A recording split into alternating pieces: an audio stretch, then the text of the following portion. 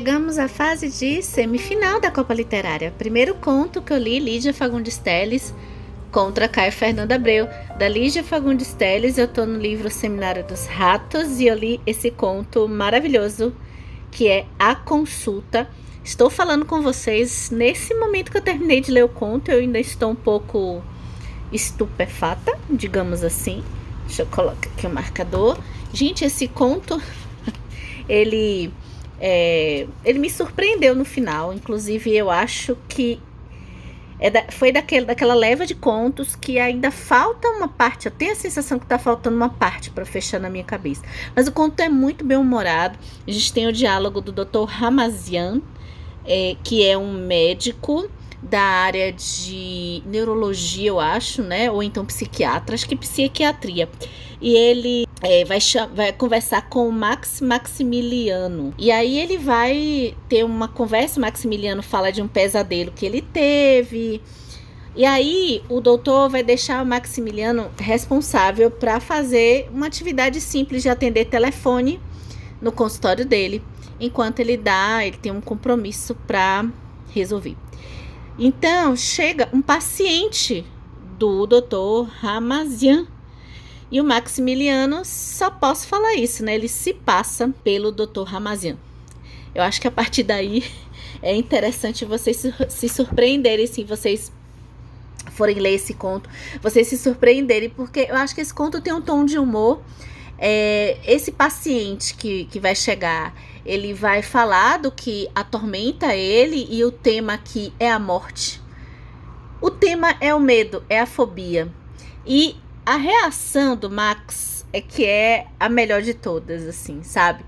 Agora, o final do conto, eu fico assim, sabe, refletindo. Me deu vontade depois de conversar com alguém que leu, sabe? Tem alguma coisinha aí que eu não peguei, mas eu simplesmente amei esse conto. Eu acho que na 3ª página eu já estava apaixonada por esse conto, tá? Então a gente segue aí na Copa Literária, semifinal. Vamos para Caio Fernando Abreu agora.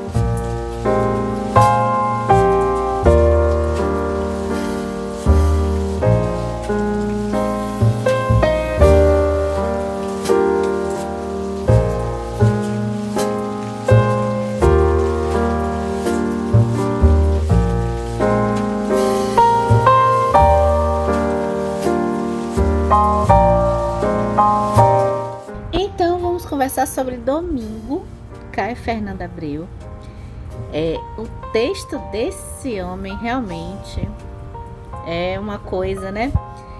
Aqui a gente tem um conto super curtinho. Acho que vocês viram nas imagens, sobre uma narração de um rapaz de 18 anos. Não é ele que narra, tá? Mas o narrador tá falando dele e a preguiça, o tédio, a morosidade, a melancolia de um domingo. Então é um conto bem detalhado, bem introspectivo, bem imersivo.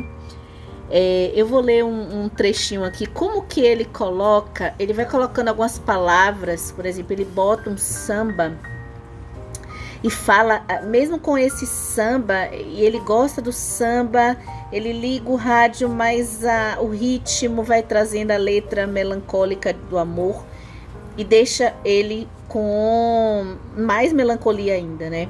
Tanta preguiça num corpo só.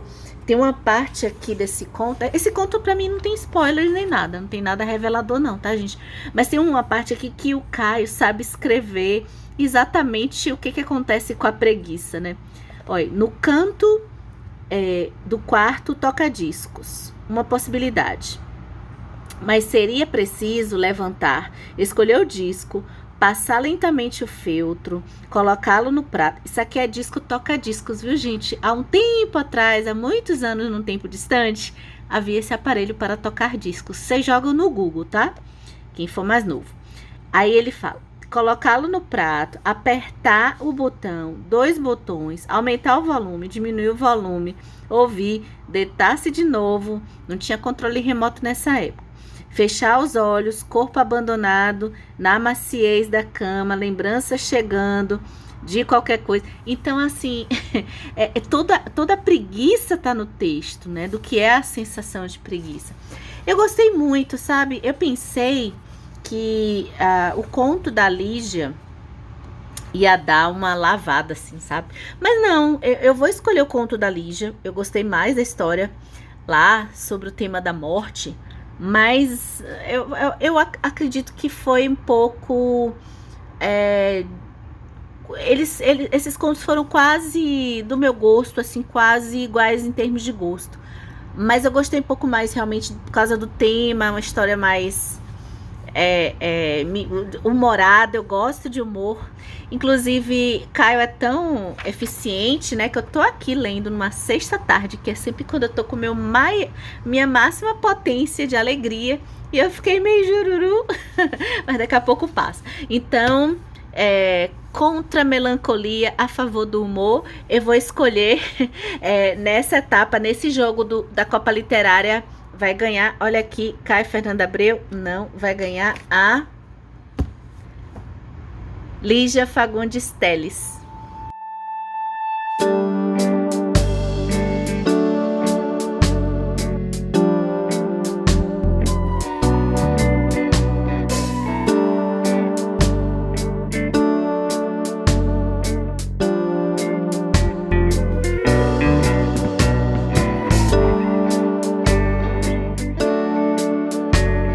Jogo 2, começamos com Ernest Hemingway, os contos, e frustrações de Copa, né? O que acontece? Esse livro que eu tenho de contos do Hemingway, ele trata de histórias quando o Hemingway estava com o pai num local mais idílico, assim, de condições mais precárias, mais afastado. E aí eu não pude escolher muito o conto que eu ia ler. Eu fui na sequência porque se eu escolhesse um conto mais pra frente, é como se vários contos tivessem relação entre eles, né? Então isso prejudica muito a Copa Literária. Eu fui na ordem e o próximo é Uma Ideia contra o Vento. O Nick, que é meio que o alter ego do Hemingway, ele vai simplesmente conversar com o Bill e eles vão ficar bebendo. E assim, eu achei meio sem graça, gente. É o diálogo deles. Eles vão falar sobre futebol, mais ou menos, ou é futebol americano. Eles vão falar sobre a própria bebida em si. E nisso o Nick tá assim, bebedando. Agora, quando eu comecei a ler esse livro, essa coletânea de contos, eu achei que o Nick, ele é jovem. Ele é como, talvez aí nos 12, 13, 14 anos. Então, acredito que fique mais ainda forte essa coisa da bebida, né? Agora, tem um papo legal deles, que foi o que eu mais gostei no conto, é quando eles começam a falar de literatura.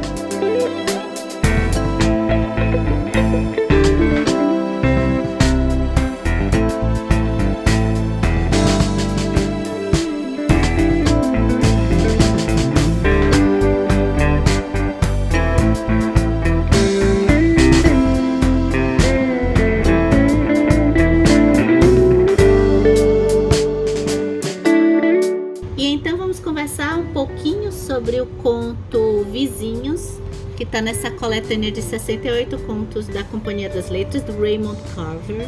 Raymond Carver, na internet, eu vejo que muitas pessoas conversam muito sobre ele, criticam ele positivamente na parte de contos. E eu comecei a ler o Raymond Carver nessa Copa Literária. E quero continuar lendo, tá? O conto Vizinhos foi um conto que com certeza foi melhor do que o do Hemingway. Já tô adiantando o final, o resultado, né? Porque o do Hemingway ficou muito oco, realmente. Um conto que eu não gostei. O Vizinhos, ele é um conto que fala muito da questão de classe, especialmente, acho que dessa sociedade de classe média burguesa, que um fica olhando o que o outro tem. Então, o tema dos vizinhos aqui é um tema de comparação, né? Apesar de você ser um CCLer, que comparar livros não tem problema, mas algumas comparações, assim, comparar que seu amigo tem uma coisa e você não tem, comparar vidas no Instagram, por exemplo, comparar uma pessoa no Instagram com a sua vida, talvez seja meio injusto. Porque, primeiro que no Instagram a gente só vê o melhor lado das pessoas, né? E segundo que aquela casa, aquela família também, a gente também não tá vendo a intimidade. Além disso, é também a gente sair de dentro de nós, né? Se a gente conseguisse ver o positivo que temos dentro da nossa realidade, acho que a gente teria um bem-estar, né? Melhor do que ficar comparando quem tem mais do que o outro. E a gente tem 2 casais, na verdade, o conto foca no casal do Bill e da Arlene Miller. Eles têm esses vizinhos que são a Harriet e o Jim. E eles são... a Harriet e o Jim têm uma casa, eles levam uma vida mais rica e mais animada. Então eles, sob o ponto de vista deles, o conto está o tempo todo do ponto de vista do Bill e da Arlene. E quando os vizinhos deles vão sair para viajar, deixam a chave com o casal, né?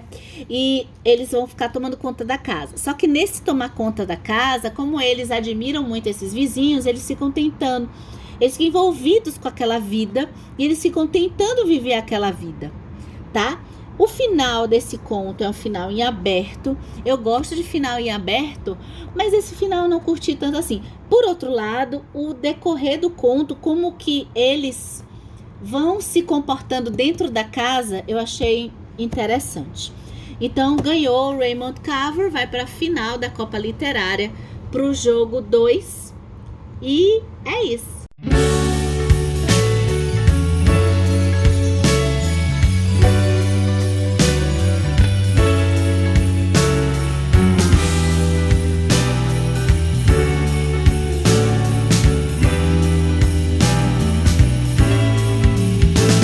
Jogo 3, Mia Couto versus Chekhov.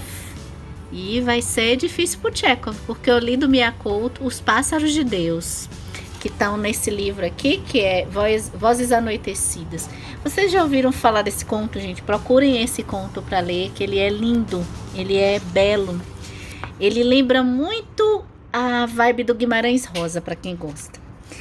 Mia Couto tem isso, né? Ele pega histórias de pessoas de raízes, né? Que tem raízes na terra, que vive de pesca, que vive cultivando a terra.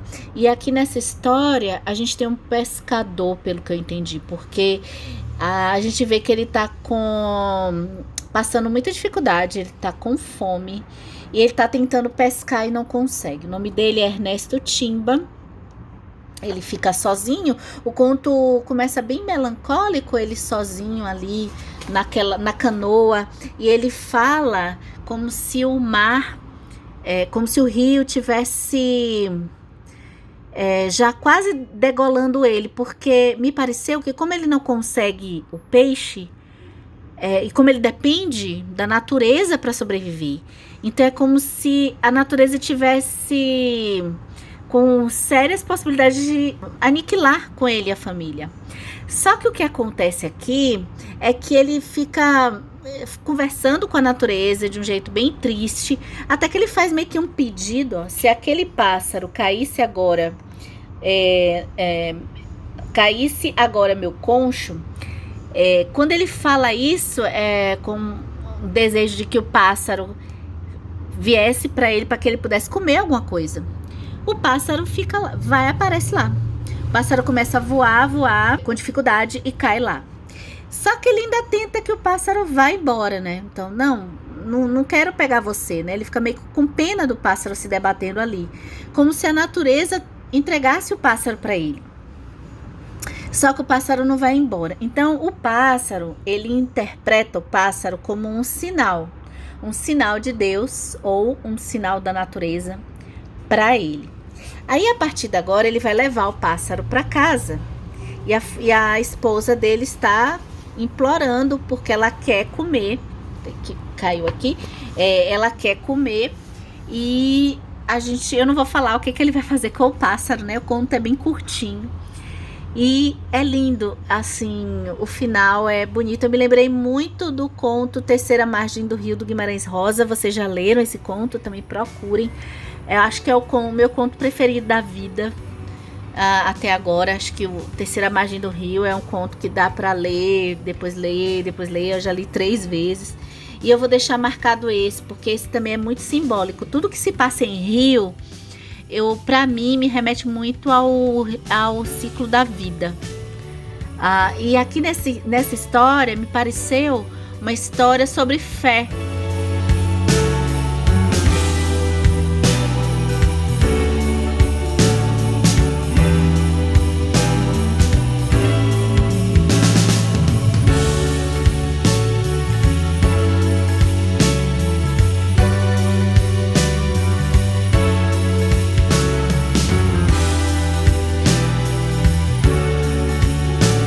E chegou a hora de eu falar do conto do Chekhov que eu li, que se chama Ionich, que é o nome de um personagem. E esse conto eu li nessa edição, O Assassinato e Outras Histórias, tá? Eu gostei do conto.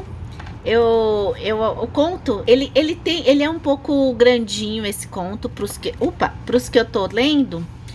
E ele mostra um pouco a sociedade russa. Esse conto me lembrou muito os contos de Machado de Assis e Ana Karenina do Tolstói, porque mostra uma família que mora em uma cidadezinha chamada S. Eu acho que é uma cidade fictícia, porque eles falam morar em S.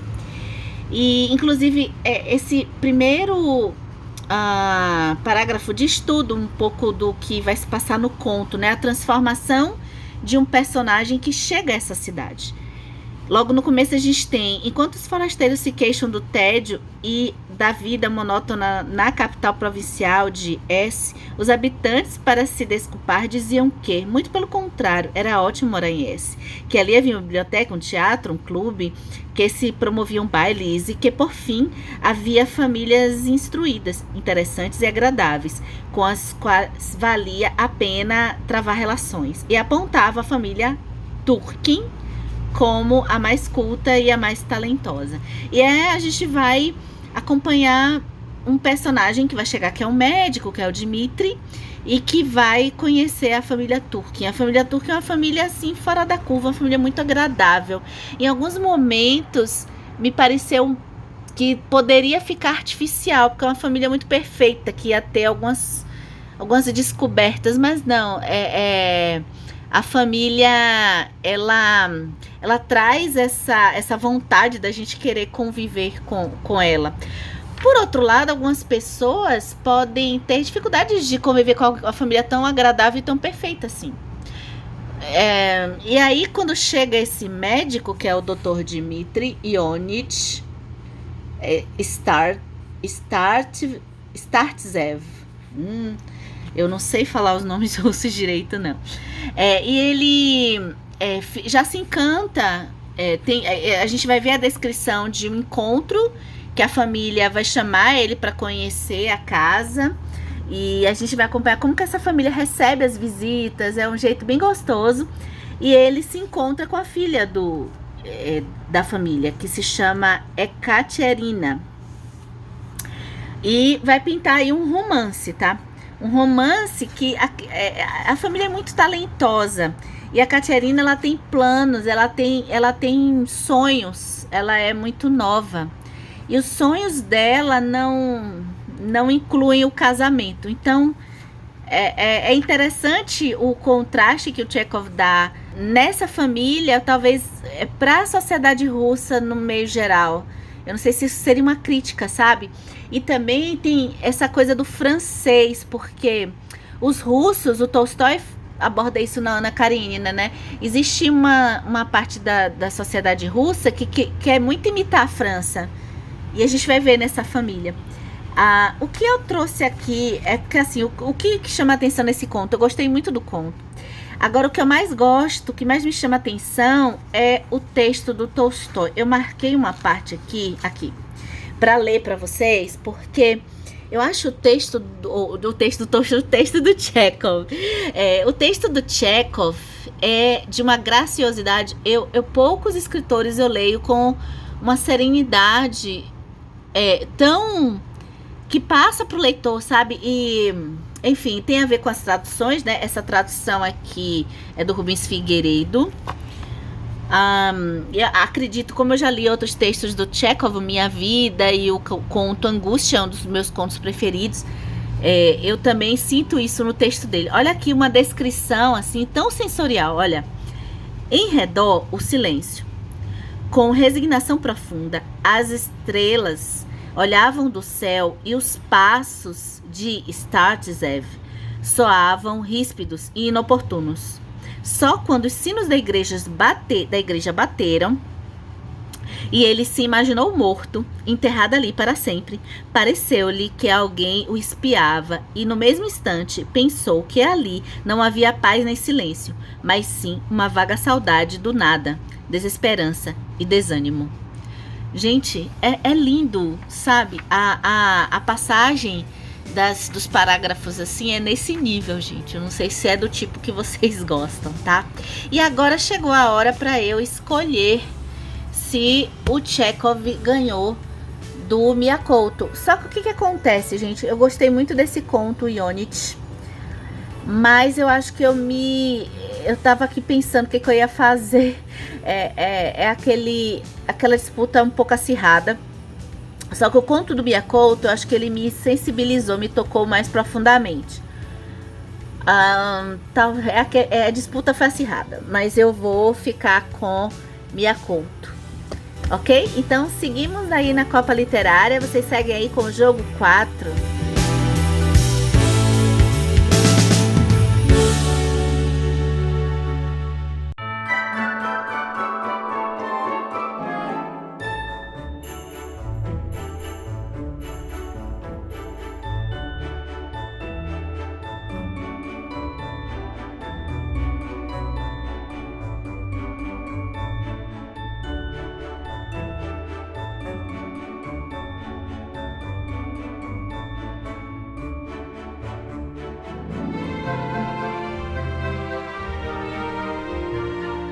Vamos ao jogo 4 da Copa Literária. Vamos conversar sobre esse conto de Clarice Lispector chamado Os Obedientes. Eu escolhi pelo título e fiquei...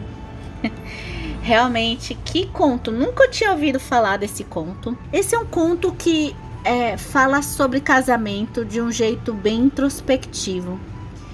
Se o Búfalo, que foi o primeiro conto que eu li aqui na Copa, a gente tinha uma mulher com a desilusão amorosa. Aqui a desilusão amorosa acontece em ambos os lados desse casal, só que de um jeito bem mais lento, sendo que o final desse conto é avassalador. Eu não vou falar o final do conto aqui, mas eu vou mostrar alguns elementos de como Clarice viaja na introspecção de um casamento, tá? O conto é curtinho, eu deixo aqui a recomendação dele. Então, ela vai falar, por exemplo, ela começa com uma cena de nostalgia de domingo à tarde. Ai, gente, nostalgia de domingo à tarde, hoje eu não tenho tanto, mas na minha infância era muito comum, tá? E aí ela vai começando a mostrar que a gente tem um casal, que pelo título, né, é um casal muito obediente, é um casal que ela vai mostrando em algumas características como que ele relata algo parecido com a Madame Bovary. Relata esse casamento burguês de famílias brancas que não existe as emoções, assim. Existe algo fechado em si mesmo, né? Então, ela coloca, por exemplo, a vida tranquila como sendo uma vida amorosa, né? Pelo menos o sentimento de introspecção que ela passa é esse, né? Ela fala que, por exemplo, ser um igual, né? São famílias que não tem nada demais, seguem um padrão. E parece que, se você acha que vem do Tolstói com Ana Karenina, né? Aparentemente, olhando de fora, todo mundo é igual. mas pelo Tolstói, os sofrimentos de cada família acontecem de forma diferente, né?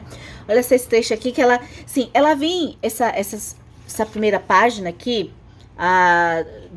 três primeiras páginas, ela mostra o tédio desse casal, sem falar que eles têm tédio, né? E chega aqui nessa terceira página, ela explicitamente vai dizer, ó, meio que se a gente não entendeu, né? O tédio, aliás, fazia parte de uma vida de sentimentos honestos.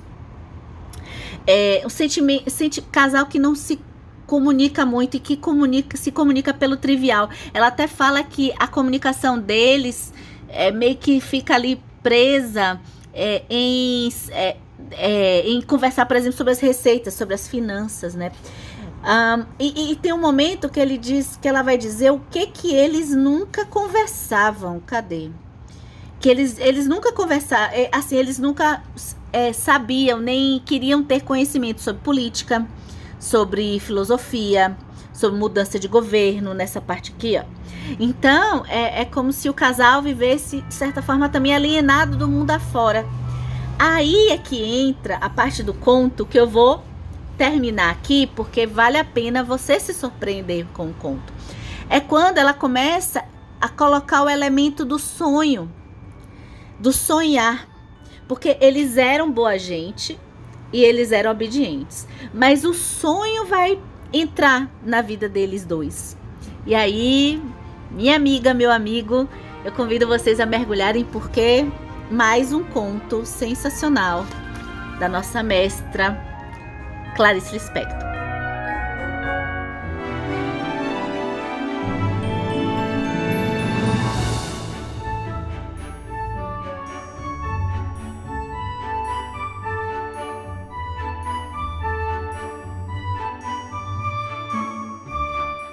Eu quero avisar que eu quero roubar na Copa Literária.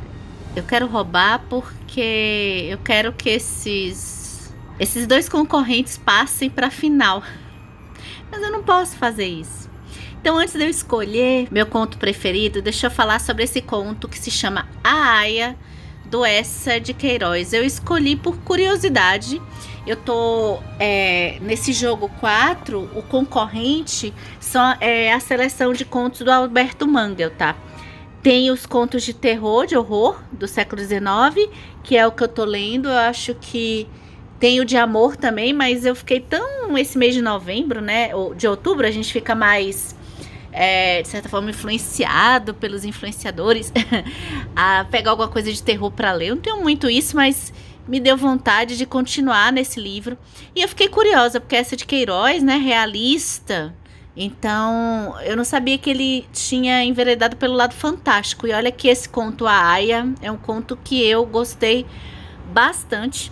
Ele vai tratar do tema do racismo e pra gente pensar assim, será que o dinheiro paga tudo? Será que o dinheiro compensa algumas coisas? Na justiça, por exemplo, quando a gente pensa, me lembra muito o caso dos meninos do Flamengo, tá?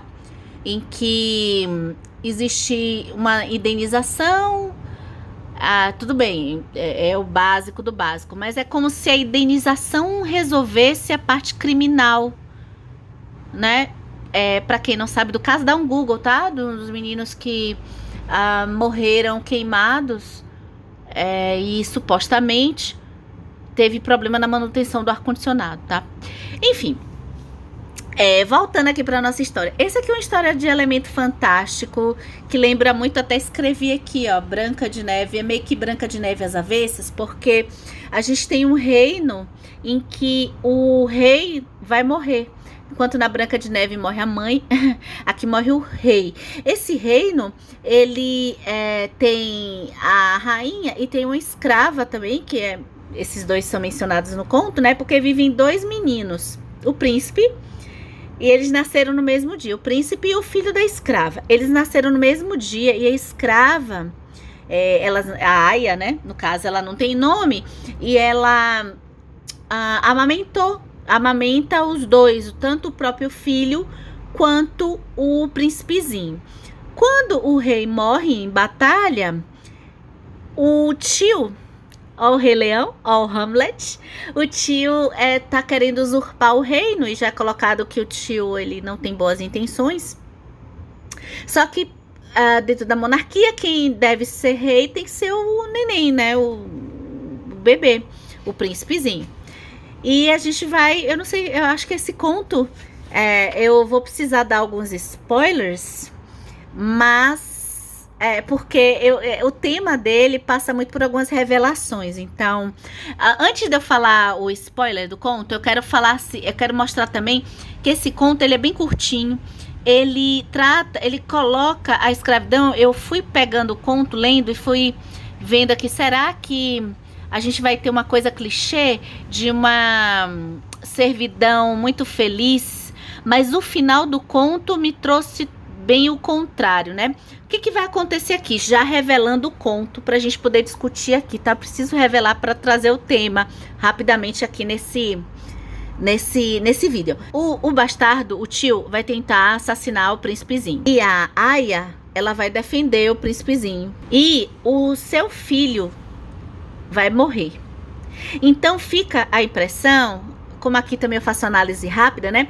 Fica a impressão que, olha, ela defende o reino, ela salva o reino por um princípio de algo maior, mas o seu filho morre. Aí me veio algo assim crítico, né, negativamente, dizendo, poxa, mas será que isso foi...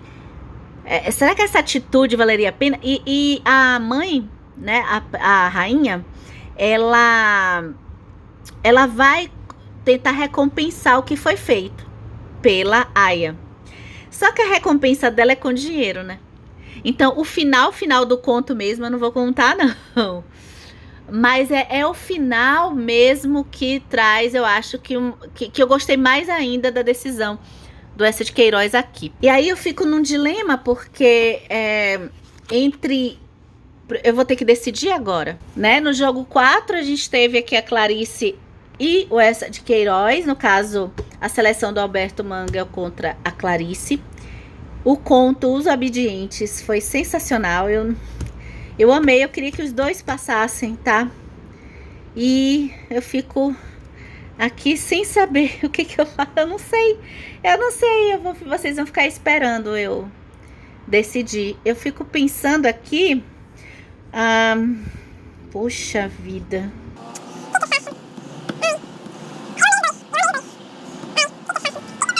Ai, gente, vamos lá. Olha, eu tenho impressão... Olha só o meu dilema. Eu vou querer estabelecer um critério, porque os dois contos foram perfeitos para mim. O critério de querer ler mais contos, eu acho que seria o conto de horror. O conto de horror, ele tem mais escritores, ele já é uma curadoria. Então, eu vou passar... Ai, não sei. A Clarice também era uma boa, né? Vamos lá. Eu vou passar eu vou levar para final os contos escolhidos pelo Alberto Mangel, decisão de última hora mesmo. Eu tava até assim, ai, Clarice vai, Clarice é maravilhosa. Não, mas vai aqui o Alberto Mangel, tá? A gente vai pra final, então, com Alberto Mangel. Terminamos essa fase da Copa Literária, tá? Terminamos. E depois eu vou fazer um vídeo de resumão como ficou a final, tá bom? Então é isso, um abração pra todos. E eu tô agora querendo escolher Clarice. Não, continua aqui. Ganhou a seleção do Alberto Mangel com o conto A Aya, do Eça de Queiroz.